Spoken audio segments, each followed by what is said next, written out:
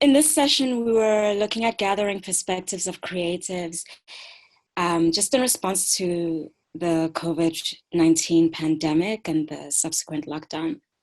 And for this session specifically, we asked various arts organizations to join us for a discussion about their experiences around the pandemic, their responses to it, how they're thinking about sustainability, resilience, certainty, uncertainty, equity, and survival just through this moment, but also in the future. My name is Russel Hlongwane. I'm the director of VANSA, and I'm joined by Ukhona Mlandu, the director of Greatmore Studios in Cape Town, Usen Obot, who's a visual artist, clothing designer, and charge d'affaires at Galerie Noko in Nelson Mandela Bay, Russel Hlongwane, cultural producer, who's here representing Art for Humanity at eThekwini, and Nathi Simelane, who's the special projects and marketing manager at Artist Proof Studios in Johannesburg.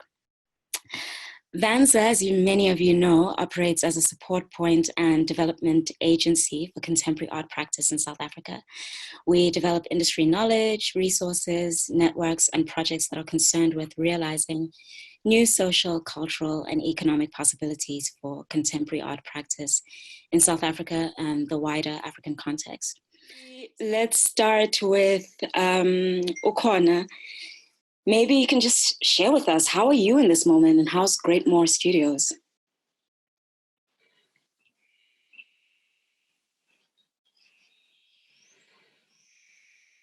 Ukhona?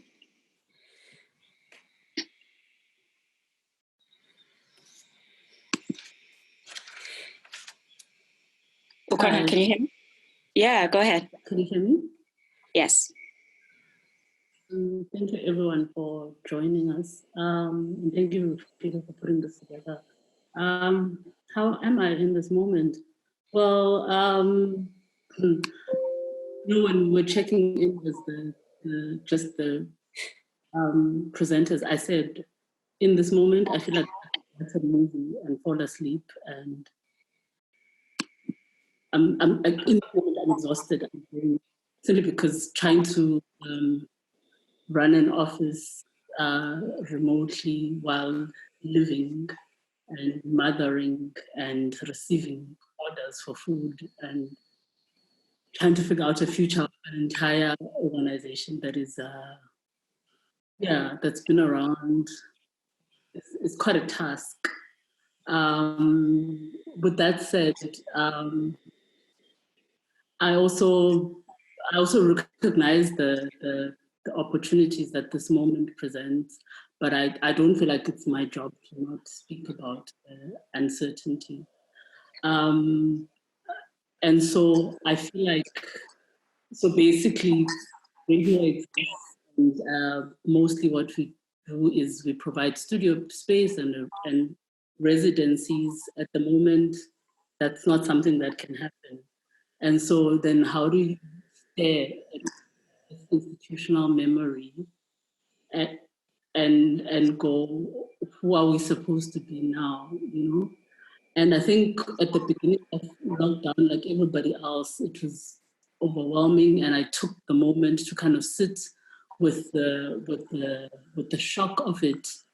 But also I had to also ask myself questions of my board about who is the most important person in our lives right now. If we were to kind of narrow down, because this moment is calling us to narrow down our concern and our energy. Who am I concerned about the most? And the answer became, it's the artist.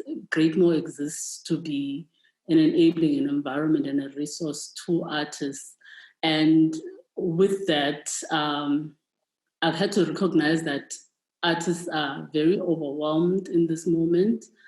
They're overwhelmed by the uncertainty of their lives, the instability of their lives, but also by the demands that these times are putting on them by way of putting out content and being creative and still remaining in the public's imagination.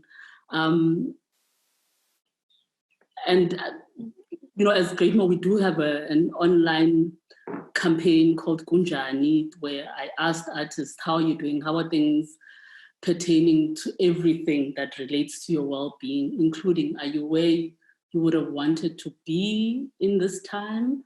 What do you think the future of residencies is going to be in the future? What should it look like? So that campaign is there, but it's also very much, it's not a deadline-driven campaign. I've sent the question to a couple of artists. It's up to them to answer or not answer. But again, in understanding that there's this pressure for them to produce content, how do I not add to the noise, but also still checking in and saying, how are you really doing? But also not taking the task of defining what this thing is going to be after this as something that I need to figure out by myself. Because I also think that there's also, this moment calls for us to kind of question how we've developed programs and how we've understood the relationship between the artist and the arts manager, and at what point do we need the voice of the creator, and in what ways do we make sure that there's space for them to have a voice. So also another thing that this moment made urgent for us is this thing that we've been talking about, which is a documentary about Greatmore Studios and the Tupelo workshop. We think now it would be start from this moment and walk backwards and kind of, find ways to do right by this legacy that we are custodians of, by kind of taking time to reflect on what it's meant to the greater landscape, right? And I think also what has also been on my mind is, when I look at interventions in the form of relief, sorry, so I'm just throwing thoughts as they come. Yeah, it's not a coherent paper, yeah. So one of the things has been how how relief is structured, how there doesn't seem to be an understanding of the role of the and not-for-profit sector in the performing arts. So, and you find that in other countries across the world, that it's understood that the not-for-profit sector is very much a key driver of the creative industries, and therefore there's been relief that's kind of directed at that. And also paying attention and noticing whose voice is the loudest in terms of the different subsectors when it comes to talking about this, what the impact of this pandemic is, even the way the criteria for the relief is structured, it speaks to who are the dominant voices. And so, I mean, it's not a pageant, this thing. It shouldn't be. We're all here in something that none of us signed up for, but you do see that there isn't that much of an understanding of the different subsectors. And of course, I would come here and speak on behalf of this sector because this is a forum specifically for this sector. It does not take away from any other sectors that have things to say and feedback around how things could be done differently. So then, also then it brought to question for me in terms of what are some of the kinds of ways that we can get our subsector to sit in the rooms and to be on those tables where these agendas are being set.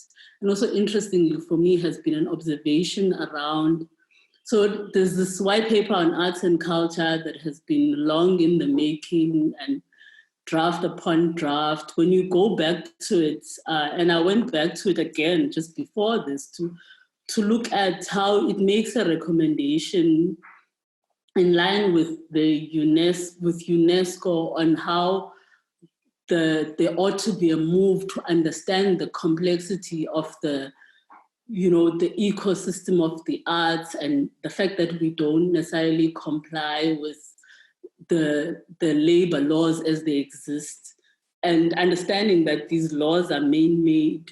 In what ways have we seen a move to make sure that a legislation is put in place that understands the peculiarity of our industry, not as a means to exceptionalize ourselves, not as a means for us to be asking for special treatment, but just to say, if we're saying that we live in an era where everything is co-created and everything is negotiated, it's not necessarily like a bad thing to say we are looking at this thing, and because we are constantly examining what this thing is, we are now creating ways to deal with it that are responsive to its needs and that are co-created with the practitioners in the space. I think, let me stop there. There's a lot. And also one last thing is that also like in terms of what our government, what structures our government recognizes as representative of our sector, I feel like also another kind of thing is to say people have expressed what they think about the structures that exist. And that's very much on legitimate concerns. So the insistence to go, no, but this is the structure, also is kind of speaks to that thing of going, just as you said, it was this now, why can't we go back to the drawing board and say, in what other ways can we bring people and recognize other ways in which people are connecting and making meaning and, negotiating this. So that it's not necessarily you are either this, I can't help you. And also even okay, let me stop there for now. Cool. Thank you very much for that, because I think it was a really great way to start the conversation and just get us thinking about some of the topics that we'll delve into a little bit later. Russel, I saw you nodding your head and also and ahang as Ukhona was speaking. So maybe you can tell us how you're doing eThekwini, how Art for Humanity is doing, and you wear multiple hats. So, I mean, feel free to sort of speak about the different sort of spaces that you're occupying as well. Sure. Well, as a starting point, I think I have to thank you and my co-panelists for making possible this platform, because I think it does allow us to come together, and it's also just encouraging to see some very familiar names in the audience. So I'm now at a time to talk maybe more personally as a start. I'm feeling that I'm adjusted. I'm feeling a bit more in control of how things are flowing. It was a bit abrupt because I had a few commissions that I landed at about the time that the lockdown started. So I kind of just went into my hole and I got working, and somewhere in week 3 or something, there was just an extreme burnout and exhaustion. And I've slowly been taking care of myself, taking care of people around me, people that are close to me, yet not next to me. And I think above all, just slowing down, developing a momentum and a pace that is sustainable to myself and to the people that I work with. There's also time disappears in a very particular way. When you're in your space for the full day and you have very little contact with the outside world, yet still this kind of barrage of social media and Zoom calls and meetings. I've also tried to pick up a few passion projects just so that I can separate my own time from my professional commitments. As difficult as that is, because in the arts, your passion projects turn out to be the projects. I'm a bit more protective of my weekends as well. So I try to do as little of my work on the weekends and just kind of take care of other matters. I'm trying to be a bit more expressive about how I'm feeling with whomever takes the time to reach out. And that's been really, really helpful, because as I articulate those positions to other people, I kind of internalize them and I'm much more aware of them. To talk more as an organization, the past, I would say, 3 weeks or a month have allowed us to be, the past 3 weeks or so have allowed us to reconfigure and be a bit more clearer around how we navigate this moment in a way that allows us to transition smoothly into the next moment, whenever and whatever that next moment looks like. We've also tried to kind of move away from a panicked way of operating, like kind of trying to do everything and be everything to everyone, and trying to understand where it is that we can intervene in the most meaningful way, and rather focus on that. At the same time, we continue our programming, and I'll get into the details of which a bit later. I hope that kind of gives a good enough overview of myself as an individual, but also the organizations and other projects that I'm plugged into. Great. Thank you so much, Russel. Nathi, how are you doing?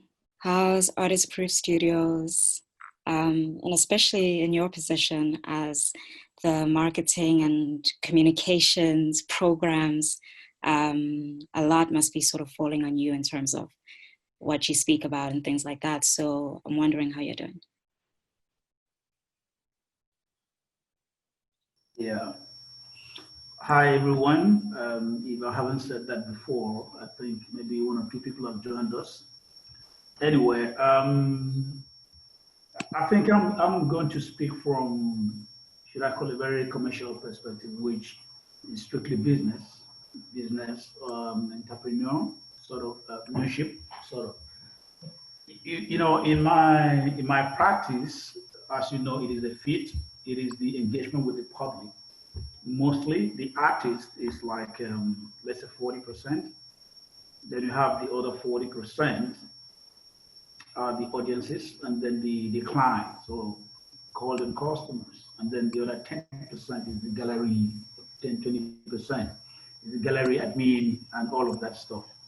So with the lockdown and what this happened, everything was at a standstill, you know, because you can reach the artist by telephone, but you cannot get any work. You can reach the clients, but you don't have no work for the clients to see. So as I wear a couple of hats, so it allowed me to, you know what, okay, this pause is giving me time. It's pausing the world for me to catch up, because for the past 7 years as an artist, the gallery took my time. So I have not been able to create, you know, body of work. Even commissions that I have, I struggled to find time to work on them. So when this happened, it gave me, I'm actually hoping that they can extend the lockdown, you know, so they can give me more time, you know, to catch up. So in my case, business more or less is, you know, at a standstill because of, you know, the social distancing, and courier companies not moving what is essential, what is not essential stuff. So that means artists that I work with, what I enjoy by Cape Town, I cannot get work from them. So what we've tried to do at this time is to look at a different way of engaging with our audience. You know, which the way everything is going is what we're actually looking at, and then maybe adding a peg here or there to still engage with people before they think that the art industry has virtually, you know, disappeared. I mean, Port Elizabeth or the Eastern Cape generally is very different from any other province because we are like on the outpost. So things are very different here. You know, even when everything was normal, it was different. So now that everything is more or less on the slow lane, the structures that you could have expected to support, you know, artists or establishment like mine, I have not heard anything. I don't think they're coming to the table or they're coming to the party. So everybody's home. So everything is more or less like at a pause, generally in the industry. And I think a couple of days ago, I spoke with 2 or 3 artists that I've worked with.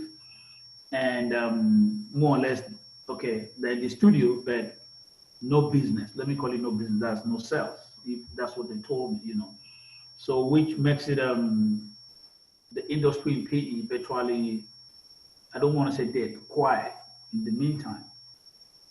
So in my personal space capacity, I've returned back to my studio, which is where I'm sitting right now. I've been quarantining here. So I got back into doing, what originally I started out to do as an artist. So but within this process, I've also been able to think and look at other ways that perhaps I should have employed it even before now. But now it's become more pertinent, for it to be done because there is no other way around it. So I think for me, maybe I'll leave it at that. Maybe engage with questions or that you may have.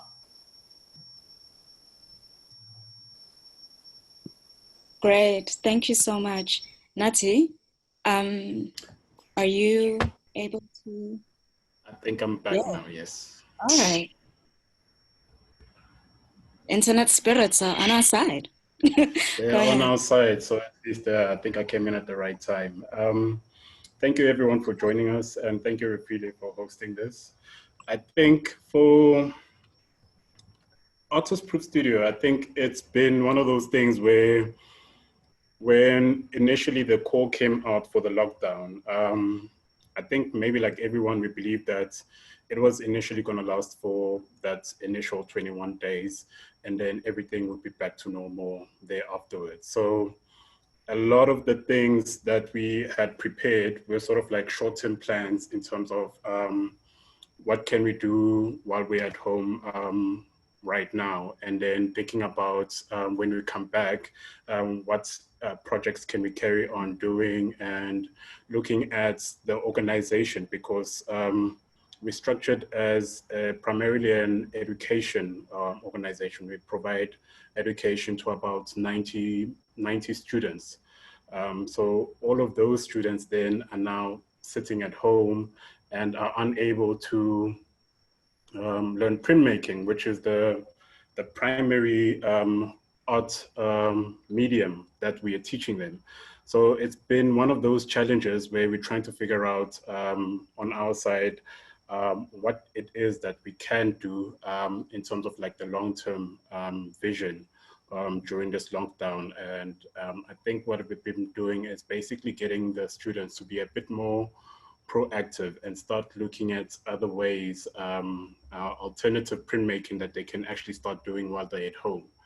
So I think in a way it started as a challenge, and I think it forced us to go to a point where we're starting to look at alternative printmaking, ways of reinventing a 16th century printmaking technique, which really depends primarily on having a studio where you can work. So now we're getting all of our students to start thinking about creating and expressing themselves while they're at home. So I think it first started off as a bit of a challenge and a bit of a hurdle. I think we're at a point now where I think we're getting to a momentum where a lot of our students are starting to innovate. And I think it's one of the things that forms part of what we're trying to instill in a lot of our students at Artist Proof Studio. And then as an organization, in terms of like all the plans that we had, because right at the beginning of the year, everybody strategized and we came together trying to figure out what it is that we're going to be doing for 2020 and 2021, more especially the later half of 2020, because this is the year, or next year is the year where we're basically turning 30. So we had these big plans, these big visions of trying to see if we can move into a much bigger space, try and celebrate our 30th anniversary. So I think all of those has sort of like been put on hold currently. And we've had to try and figure out other ways then, or other strategies that we could implement, because primarily Artist Proof Studio depends on funding and income generated through our sales, through the sales that we generate in our gallery. So having that being an option to try and see what we can do in this current situation, it's quite challenging. I have to admit, it's quite challenging because we're at a point where we are trying to get art lovers, different audiences to purchase art. And I think right now it's one of those things where I think any artist, any visual artist can tell you that not that many people are thinking about purchasing art right now. So it's proving very difficult to try and see if you can sustain a whole entire organization on the sales aspect when we're at a climate where people are not purchasing art. So we're trying to figure out different ways in which we can do that. So I think one of the other things that became evident as a challenge that we had at Artist Proof Studio was the collaborative printmaking aspect of it, because we're a community printmaking studio. We work with various different artists, collaborate with so many different artists, whether some of them are graduates, whether some of them are other established artists from South Africa or our neighboring African countries. It's one of those things where we can't carry on publishing other artworks at the studio anymore. So it's put on pause quite a lot of projects that we sort of like depended on in terms of like the sales, like I said. So we are at a point where we're trying to figure out other ways, alternative means of generating those art sales.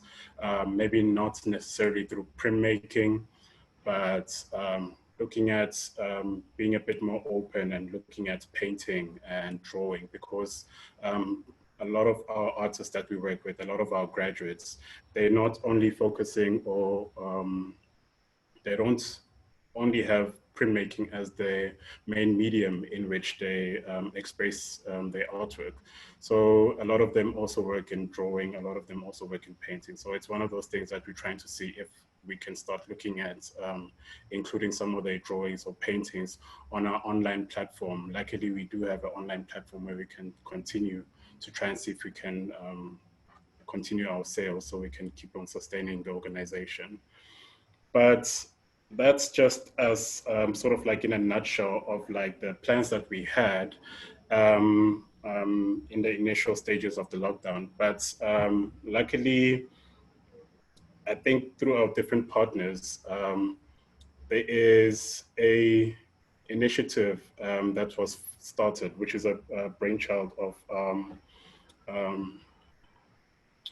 Carl Bates, Lauren Wolf, and Kim Berman, our executive director, which is the Lockdown Collection. So the Lockdown Collection, it basically was an idea that we started around the 21 days, which was the initial lockdown period. So one of the things that was brought up was that how is that the impact of that lockdown? How is it going to get captured, and how is it going to be sort of like immortalized in history, in visual arts? So it was one of those things where it was then an idea from Kim Berman and Carl and Lauren to try and see if we can get 21 artists who can tell their stories through all those different days of how the lockdown has impacted on them. So the 21 artists, 21 impacts, and then from there on, I think all of the artworks that were generated were sold through an online auction, and we managed to raise some funds from there, which would then benefit the Solidarity Fund, as well as the Vulnerable Artists Fund, which is something that we currently busy with right now. So primarily the Vulnerable Artists Fund is, like I said, created through the TLC program, and it supports visual artists negatively impacted by the COVID-19 pandemic. So artists who are unable to generate artworks, artists who are unable to sell their works to support their families, can now start accessing this fund, where we allow any artist over the age of 18 to basically apply online.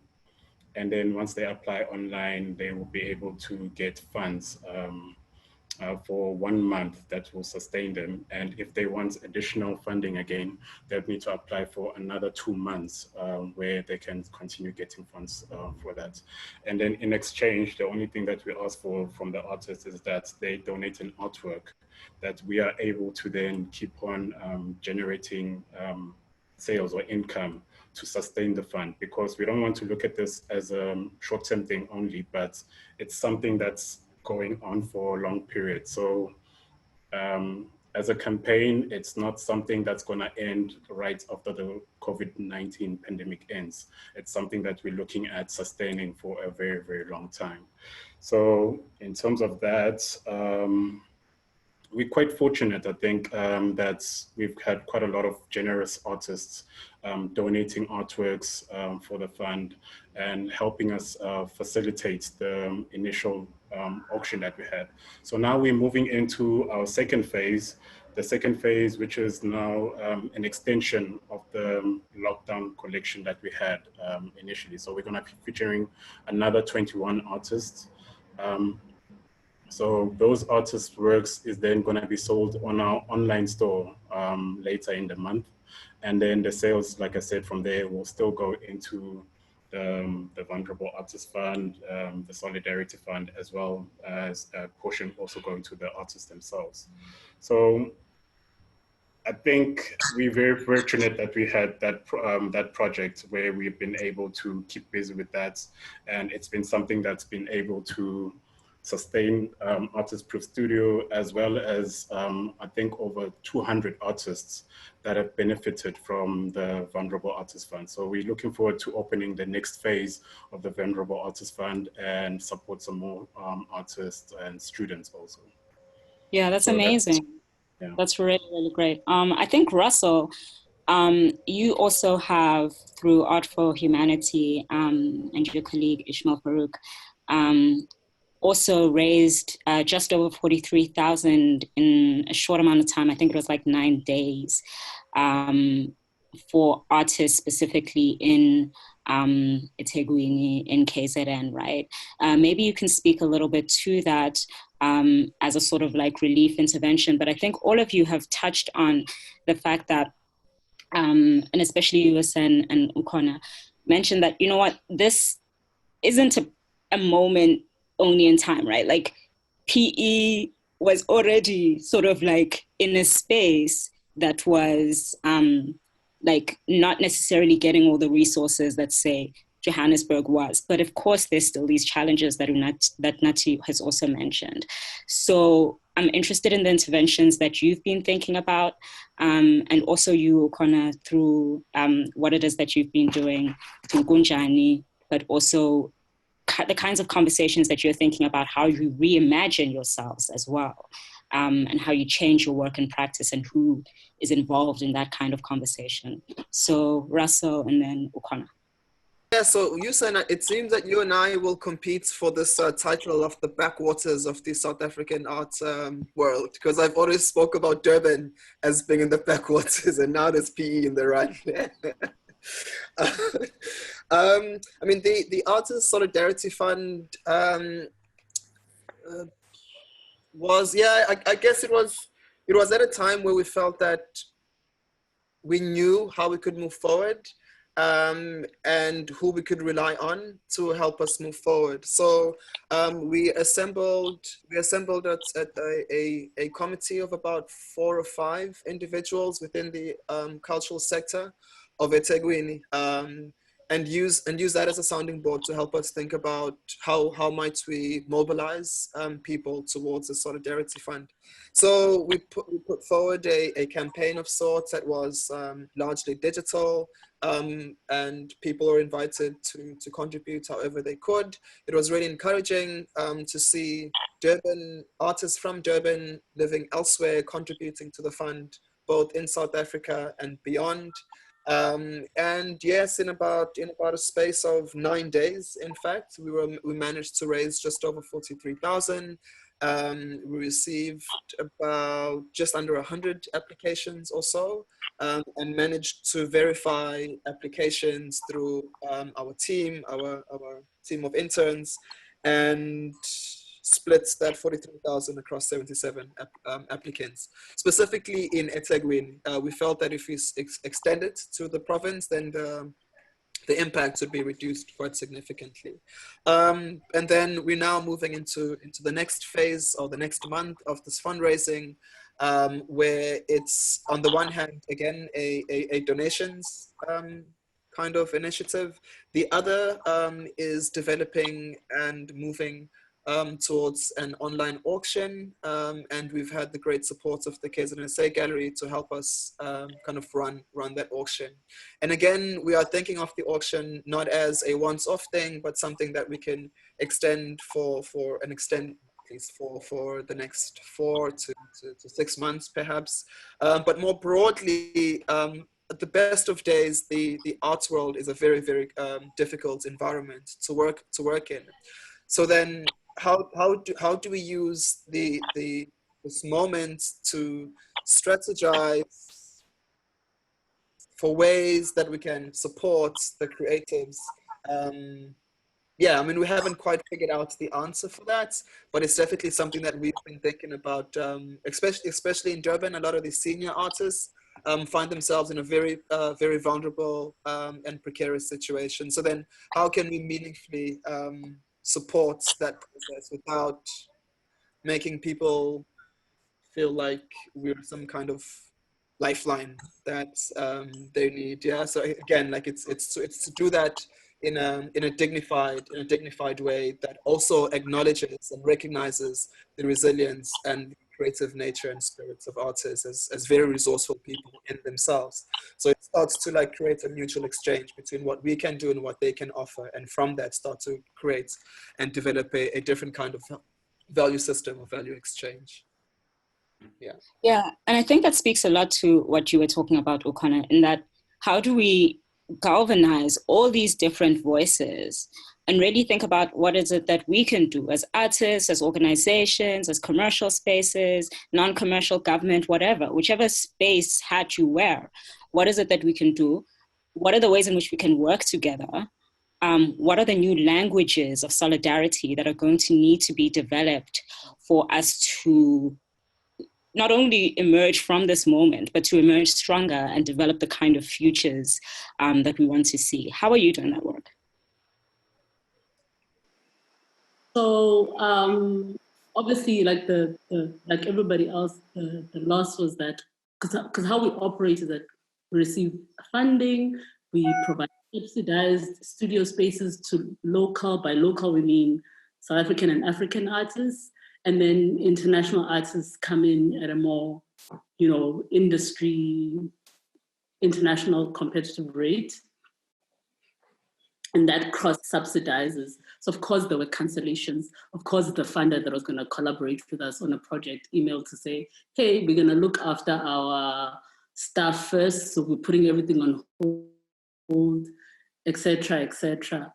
But the fortunate situation that we find ourselves in, and thank you to the people from whom we've inherited this legacy from, is that Greatmore owns its property. So we're able to make a call to say, the first thing we're going to say to artists to say, do not worry about your rent, the local artists who are here, the rent of the studio spaces.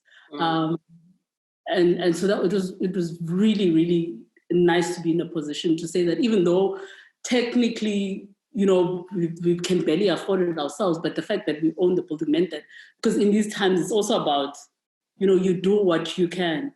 And the the other thing is that for us, what has emerged is that in the absence of us being able to provide a studio space and that community where people can come together, another thing that has come up very glaringly is the need for an advocacy and a lobbying voice, which is why we're kind of adding our voice to these conversations and going, how can we think about this moment beyond just ourselves?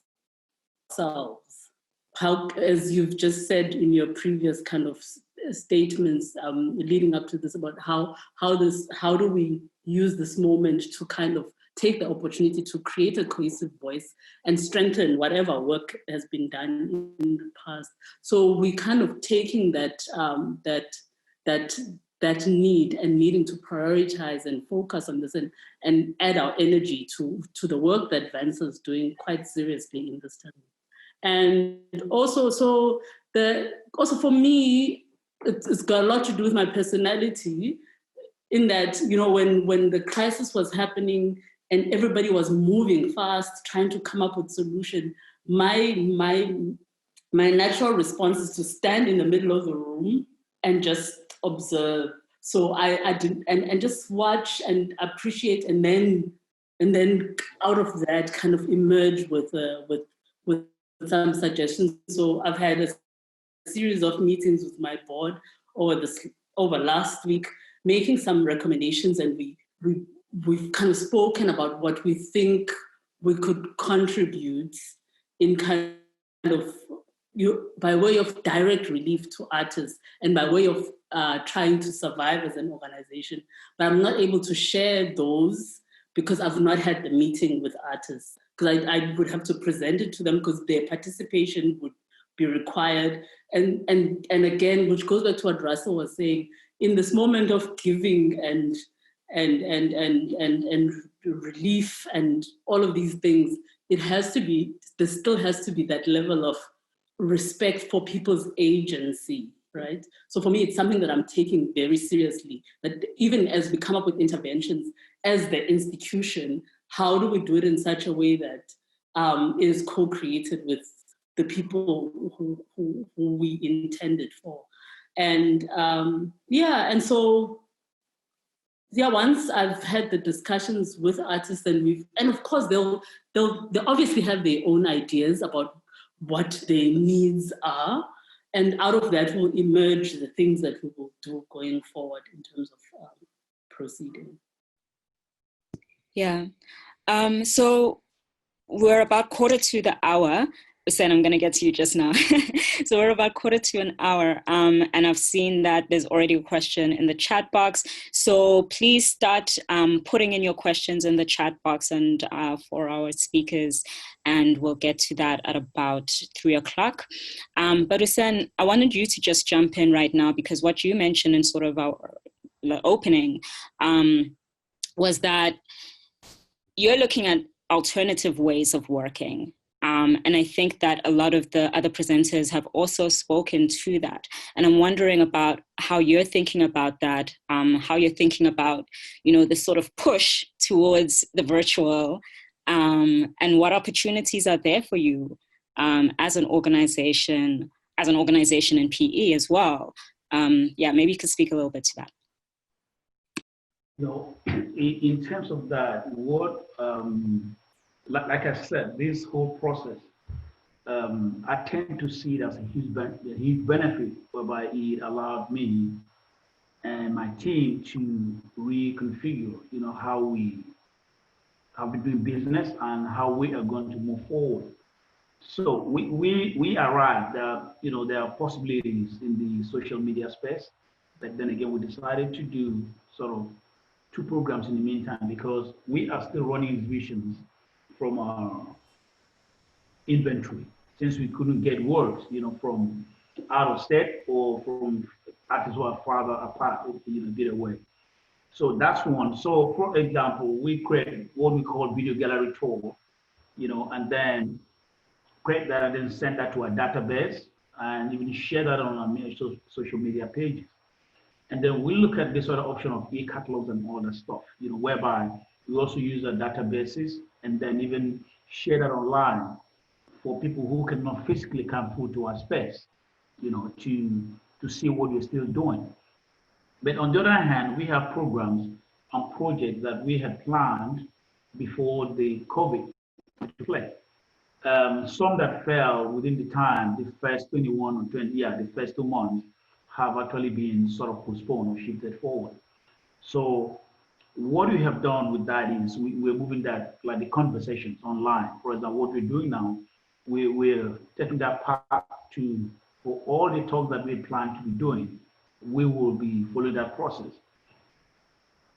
The other thing also, like I had mentioned, is that projects that we had planned earlier in the year, for example, we have the Emerging Artist Competition. Well, Russell, unfortunately, we are going to leave you guys in that aspect that we are struggling to own. So we are going to move forward.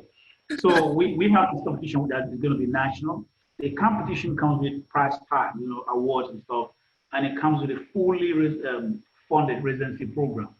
Fortunately, within this period, we have also been able to secure a partnership who's funding the residency space and, provision of the funds. I mean, it's fully funded. Flights, transportation, materials, and stipend is fully funded. So I believe that with this, when the COVID allows people to move, these kind of programs and projects will help to push Port Elizabeth into a space, because the residency is not just for local artists. It has local, it has national, it has international. So we're looking at artists from whether Cuba, the US, or wherever to come from. And we believe that this will also help to invigorate the industry in this part of the country, because each of the artist residents will have to engage with whether a school, a group of artists, transfer skills and take them towards that, through that journey of how they've gotten to where they are. So that residency, as we had scheduled, hopefully will still go on from February 2021. The competition I talked about is going to be national. It is open to all artists under the age of, between the ages of 18 and 35. And the first prize is not that much, but it comes with that residency package, which is fully funded. The first prize is 35,000, and then there are other second and third prizes that comes in. 30,000. So within that component, there will be the workshops, there will be talks, there will be artist engagements and exhibitions going forward. So it is not what we do now. You win the award, you go home. No, when you win the award, you go into the residency. Within the residency, you create this body of work that we might, hopefully could be your first group show, which is going to go national, because we are also looking at a foothold in Johannesburg. If COVID-19 permits us early, that should happen this year. So if you are in a residency in PE, the show starts in PE and then moves to Johannesburg. So we are trying to look at other possibilities, because the PE market is not that big. And from our experience of doing art fairs, both in Joburg, Cape Town, all of the art fairs we've done it, we have been able to draw in some trusted clients who don't live in PE. So I believe that with this possibility of taking artists out of PE to Joburg will also expose them, not just during the fest, but within exhibitions and normal gallery hours, for them to be, ushered into or shown to a different market. So for me, it is a time for me now, or for us, we're planning towards that stage that once it is like the whistle is blown, we can move. We've got the game set up for us to play. Right. To that, I want to go to you, Nathi. So Artist Proof Studios is now in its 30th year, or coming towards its 30th year. And, Usen is talking about how a lot of things will remain the same and evolve, and ways of working will evolve. And I'm wondering what the future kind of holds for artist-proof studios, and what work we as an artist community need to do to educate, for lack of a better word, general public about the value of art, because you're the one who had mentioned that a lot of people aren't buying art right now in this moment, and a lot of people are kind of retreating into themselves. I think somebody mentioned it. But how do we do that work that we all need to support and should continue to support the arts across the board? What work do we need to do as a sector? How do we do that work so continue for the next 30 years? Yeah, I think what's very evident with what everybody has said is that even in time of crisis, the art community just pulls together. That's one of the things that I love about being involved in the arts. Everybody gets involved, everybody gives the little that they have for the bigger cause. And I think that's definitely one thing that will never change. And I think moving forward, it's one of those things that we can try and figure out ways of strengthening to the bigger community that's not as involved in the arts. So in terms of how do we get them involved into that, one of the things that we sort of like focused on as Artist Proof Studio was that to try and get everyone to understand what printmaking is. We'd usually have printmaking demonstrations at any event, whether it's an art fair, a corporate event with one of our partners, or any type of exhibition that we would host. It's something that we would have where the audience would have an opportunity, if they have never seen what a print is or how a print is made, they will get the opportunity to basically get to see how that is done live while they are attending the event itself. So it's one of those things, it sort of like gives more insight for the audience in terms of like what printmaking is and how it's done, but it also gives them an opportunity to engage directly with an artist, because we'd have some of those invited artists featured at that exhibition or at that art fair. So the audience then, if they are completely new to art, they will get that opportunity to engage and then form that relationship or that emotional bond with the artist or the artwork itself. And I think that's the main important part about trying to see how we can get other people to be involved in the arts or start opening up to purchasing art, because it's not really about just purchasing the art itself, but there is a bigger connection that happens between the audience and the actual artwork itself. So I think the moment the audience starts understanding that and being a bit more open to that and stop feeling like they should be intimidated. Nobody should feel like they're intimidated when it comes to art. You shouldn't speak a certain way. You shouldn't look a specific way for you to be an art lover. So it's open to everyone. I think the moment the audience starts understanding that, it's much easier. But the question is, how do we do that now in a point where we cannot be mobile, we cannot be holding print demonstrations in public?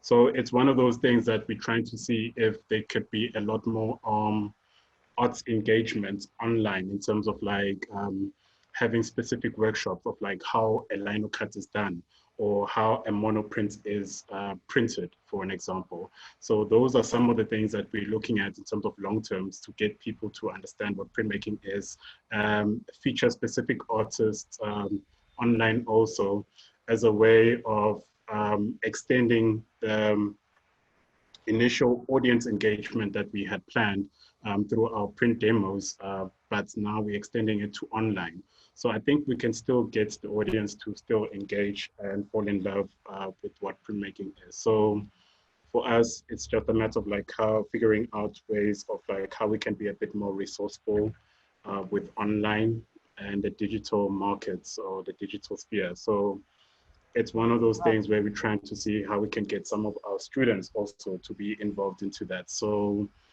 a few of them have actually taken the initiative on their own and started to host live Instagram videos where they're actually creating their artworks or having their own discussions as young artists.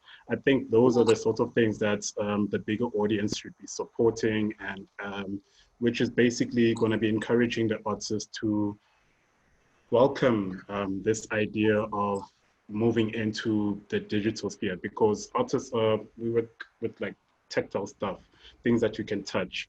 So we're now moving into a different sphere, and I think it's one of those things where if there are audiences that are more open to supporting the artist and engaging with the artist in the online sphere, then it will encourage the artists to keep on producing ways, alternative ways to keep on engaging and extending. Absolutely. The. Cool. Nathi, I'm just going to stop you there and let Ukhona come in, maybe just for a quick close to this part, and then we're going to open it up for the discussion with everybody. And I mean, in a previous discussion that we have had, Ukhona, you and I, ahead of this, you had mentioned, you know, the lack of and you kind of mentioned it also in the beginning of this statement, of this discussion, talking about rethinking the ways in which we support cultural NGO sector, right? Like the nonprofit cultural sector that exists. Maybe you could just touch on that a little bit to take us into the questions part. Yeah, so like I said, like in other parts of the world, it's understood that the not-for-profit sector is a key driver of the creative industries. And here, what you've seen is that in the relief, there's no kind of, I've not seen any evidence that this is understood, and therefore the relief has excluded this part of our ecosystem. But also, you know, people will talk in this country about how funding for the arts has increased significantly compared to a previous time. But what is not mentioned there is how the bulk of that funding ends up with parastatals, the cultural institutions that are funded by government, and these funds end up being operational budgets and budgets that go towards the upkeep of the infrastructure, and that ultimately very little trickles down to the artists. And so, and it is the bad factories of the world. It is these organizations over here and many others that actually create the injection at the point of the value chain where you're gonna end up with a product in the first place or not, you know? And for me, what's also been interesting to observe in relation to that is how, I think when we talk about audience education, there's also this element of, I feel like part of the education is around understanding the process, because people just think that you can just be told you've got a week to come up with a concept that is COVID-19 specific, or you're not getting any money from me. And this, I'm not getting that we get that the artistic process is a lot more complex than that. And so maybe there's an education that needs to be done in understanding the artistic process, but also interestingly, because then also what I know for sure, because also there's this other side that's happening in the country right now with this lockdown, where you are starting to feel actually that human rights violations are on the pickup, and the kinds of people who are able to come up with images and content that speaks to this and raise awareness around these things are artists. And so yes, and I just saw in the comments somebody talking about like this, how do we take over public owned spaces? Like after this, there's going to be a need for studio spaces because people have things to create that they've processed. There's that's my train of thought, so I'm going to stop talking now. And yeah. No, it's fine. I think it's a good moment for us to move into the questions. So I'll start with Drea, who had asked, what about international collaborative funders such as Patreon? Or are we relying predominantly on local donor aid? Russell, as someone who had worked at an international cultural aid agency as well, and has done a lot of work internationally and across the continent, maybe you could take this.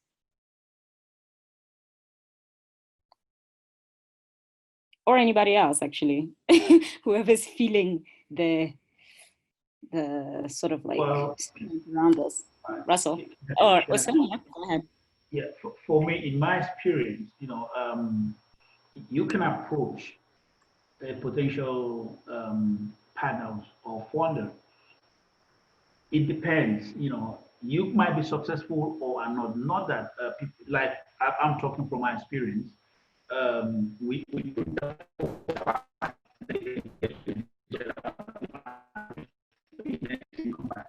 so it is not Oh, Usen. Okay, go ahead. Can you hear me now? It says my speaker is not working. Okay. All right. So it is not as if we don't make this effort. Remember again, for any funding organization, they will decide who that will get the funds. So if you apply and you don't get it, that's the way it is. You have to look. You have to go to people who want to work with you at that present time. So that's my experience in speaking to sponsors, whether I'm in partnership, whether locally or internationally. Yeah. I mean, if I were to pick up from Usen's points, I still struggle with the term donor aid, simply because the subtext assumes a very concerning and problematic power struggle, and perhaps for me in particular, it's about mapping the areas of latent value around me, and then start to connect those dots, and perhaps organize a group of people to help unlock those areas of potential value, because that allows us to self-direct the initiative and how we see these support structures operate. For example, it's a very practical one. We're currently lobbying the local arts and culture department of eThekwini to redirect some of their events funding that they would have kind of done for these big festivals and events that they do, to redistribute that to the sector. But it's not in a handout. It's again trying to find a way that artists benefit from such an incentive, but also offer something back. Lost you. Okay, so whilst we come back to Russell, because I do think that that's a really important point around sort of like mapping our own power and who we can have influence over, and looking at what it is that we're doing, not necessarily as a handout, as he said, but really allowing us to continue to do the work that we do. Mario has asked, this is a good time, or has said that this is a good time to mobilize representation to local government, both in terms of need for immediate relief, but also wondering whether post-COVID is not a good time to be lobbying for access to unused and underutilized government-owned spaces as means to address what could be a devastated arts infrastructure. Is there anyone who would like to take this? Can you give that again? Sure. So it's more a comment, but I think it's maybe something that we can all speak to. So Mario has said that this is a good time to mobilize representation to local government, which speaks to a little bit of what Russell has been doing in eThekwini as well, both in terms of need for immediate relief, but also wondering whether post-COVID is not a good time to be lobbying for access to unused and underutilized government-owned spaces as a means to address what could be a devastated arts infrastructure. So I think the question is speaking to what it is that we can do now, as well as post this moment, particularly on a municipal, localized level. can I share something? Go ahead. In my experience, and I think this relates to my province, which is the Eastern Cape. We as practitioners and artists, we have, difficulties, working with. Okay, let me not say working with, but accessing funds as visual artists from government departments, both at municipality level and at the provincial level, right? Because the problem again is this, and for me, like what this the questionnaire had just asked, after the COVID-19, I will say that artists and the art industry should agitate for the separation and removal of art from sports, art, and recreation, right? Because again, it will help grow the industry in the sense that there is going to be a focus, departments of art or Ministry of Art, whichever way.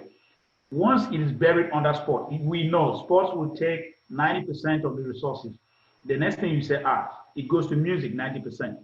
So the visual art gets nothing virtually out of it. And this is what we've been even dealing with in the municipality and at the provincial level. So for now, we have a problem addressing that in PE or at the provincial level. I kept on how you guys are managing it.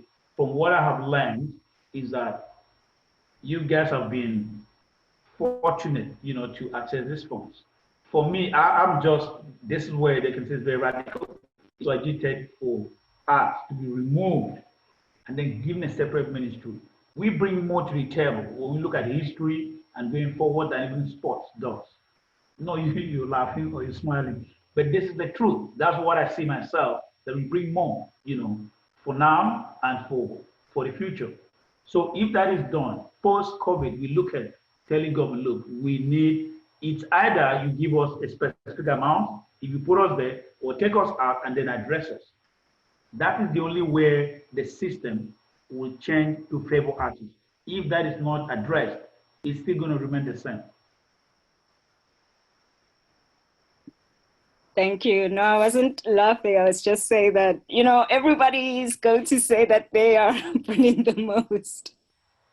So I'm sure that sports is having their own conversations around that. But yeah, agreed, as someone in the art space. Mulema's asking a question to Usen and Russel. And just an update on Russel. He's coming back just now, just having a few technical difficulties, but will be rejoining us. As self-proclaimed individuals on the periphery, you, with a smiley face, you have been building practices not based on geographic proximity to the center, but rather on some sense of isolation. Now that the center, holding that in inverted commas, exists only online, at least temporarily, does this shift the periphery? And what can we all learn from those, you, in parentheses, on the periphery about practicing when feeling somewhat isolated as we do at this time? What lessons do you have for us, Usen? I think, you see, I will speak from my experience. When I'm put in that space, right, I feel like a soldier. I'm going to war, It's either I sink or I swim. Do I want to sink? No. Do you want to swim? Yes. Not only to swim, I want to conquer. So that means whatever is thrown at me, whatever situation is, I will walk through it. Because if you don't, in the first place, convince yourself that you can do it, that you can get there, you can win. Nothing that is provided for you will make you excel. The first point is you. So the artist has got to look at it, okay, look, you know what, I am disadvantaged, but I've got this talent, and this talent only cannot put food on my table. It cannot put me at the pinnacle. The only thing that will make you talent, to put you in that space, is hard work, is perseverance, it is being focused, it is thinking out of the box. and daring the structures. There are structures all around us that's been set that we have to follow. But if you dare to challenge those structures, you will cross over to the other side, and that's only when you win. So this is where I come from. I work like a soldier who's been cornered, that I want to leave. Otherwise, I would have quit the industry. It is like any other business. It is like any industry. If you don't work, if you don't pay the price, you are not going to succeed, except you have money from a rich uncle and father. That's just the truth. Thank you. To answer, or do you want me to? No, I mean, I think we can move on to the next question, and then or comment, so that we can also leave a little bit of time towards the end for just some closing remarks.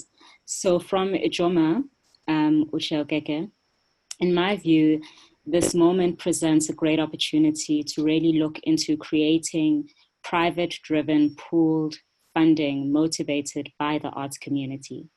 It is great that we can mobilize during times of crisis, but do we have to wait until these dire times before we begin to have formalized structures of funding that can be mobilized during periods of crisis?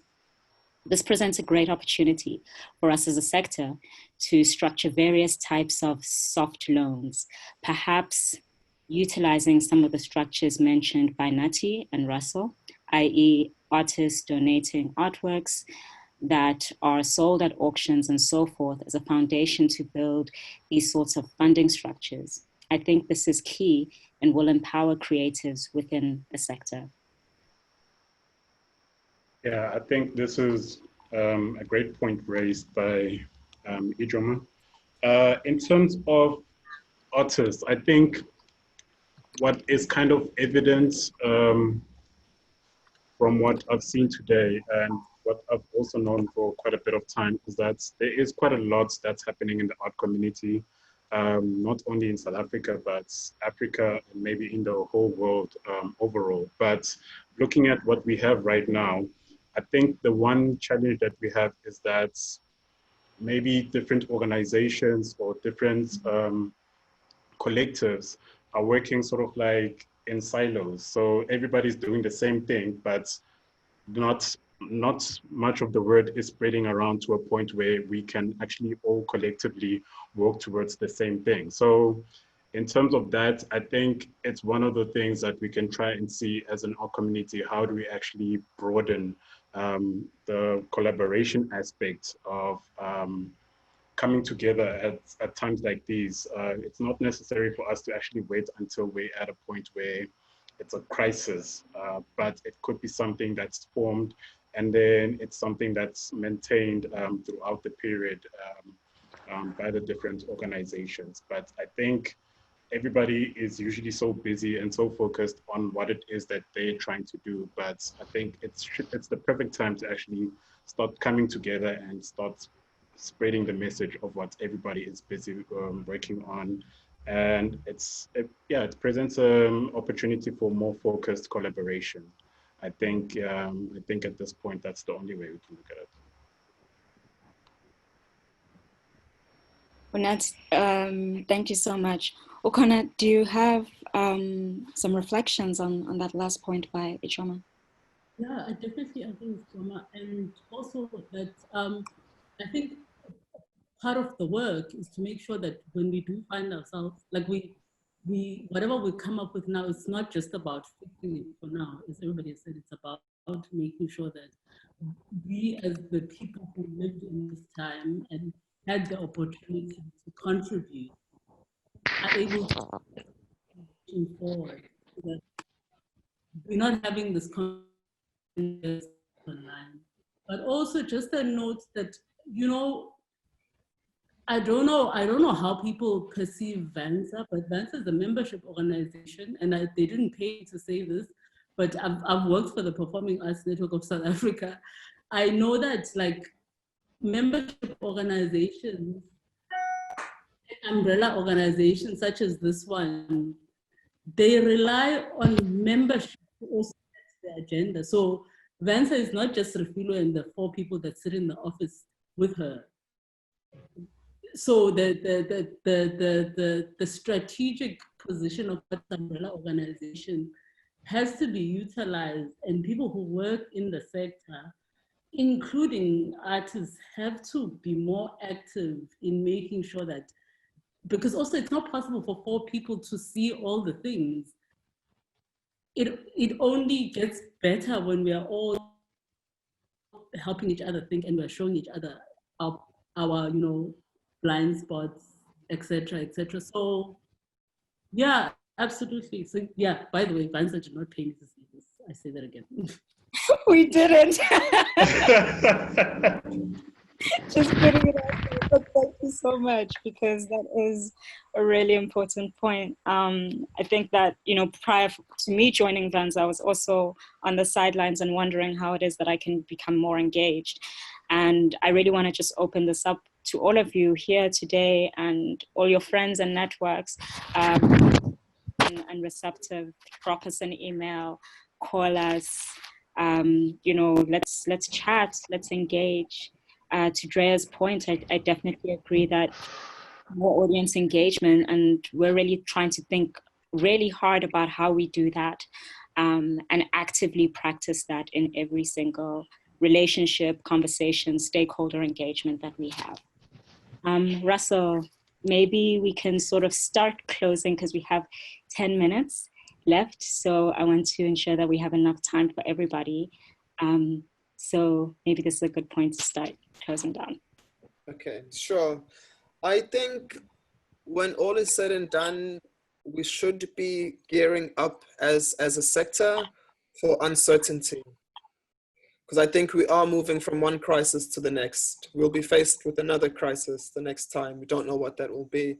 And I think part of what we need to engineer in the ecosystem is a different kind of value exchange, a different set of values that we can live up to and live through. I think there's also a need for us to be like super localized, yet elsewhere. I'm not going to use the word international, but there certainly is a need for us to be really plugged in and loyal to the local needs and local demands and situations, but at the same time acknowledge that there's a much bigger conversation for us. So it's really important for me, I think, to exist on both of those levels. And in saying that, I'm more than happy and interested and excited to contribute to initiatives happening outside of Durban, for that matter. Also invite colleagues who are not in Durban to help us lobby and kind of build a community of practice in Durban as well.